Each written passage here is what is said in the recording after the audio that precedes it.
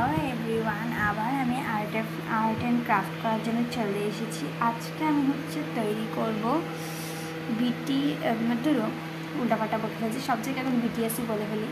যাই হোক, আজকে আমি তৈরি করব রেইনবো, মানে এই ক্লেগুলো দিয়ে রেইনবো। এই ক্লেগুলো কিন্তু আমার তৈরি। তোমরা যদি এটার মেকিং ভিডিও চাও তাহলে কিন্তু আমাকে বলবে।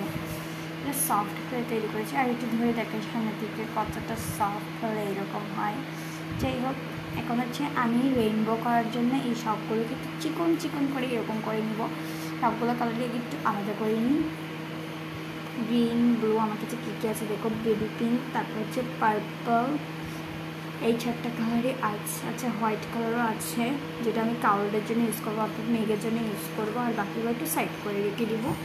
এই 5টা কালার দিয়ে দিলে আমার রেইনবো হয়ে যাবে। এর জন্য আমি সবার প্রথমে এই সবগুলোকে একটুখানি গোল করে এইভাবে লম্বা করে নিব। অফ ক্যামেরায় এই সবগুলো আমি করে নিব। যাই হোক, অফ ক্যামেরায় আমি সবগুলো মানে লম্বা লম্বা করে নিয়েছি, মানে গোল গোল করে এরকম করে দিয়েছি। কামগুলো এরকম হয়ে গেছে।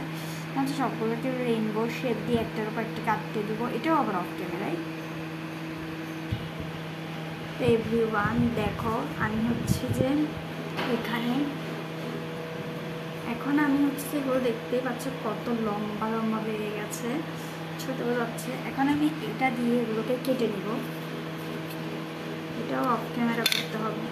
হয়েছে গাইস, আমার তো রেইনবো বানানো শেষ, শেপ দেওয়া শেষ, সব কাজ করা শেষ। আর এগুলো দেখো পার্টি করে দিয়েছে। দেখ, এখন আমি যে সাদা কালারটাই শুধু বেঁচে আছে। কেন বলো তো? মেঘের জন্য বেঁচে আছে। এখন আমি এই ডিসাইড করে মেঘ দিব একটুখানি। সো আমার ফাইনাল লুক দেখতেই পাচ্ছ তোমরা, সব বানানো শেষ। এরপরে কি বানাবো সেটা কমেন্ট করো, আর কমেন্টে সেই ইমোজিটা দিয়ে যাও, তারপর আমি সেইটাও বানাবো। বাই এভরিওয়ান, রেইনবোটা কেমন হয়েছে কমেন্টে বলো। আর লাইক তো আছেই, সাবস্ক্রাইব করতেও ভুলবে না। Thanks for watching my video.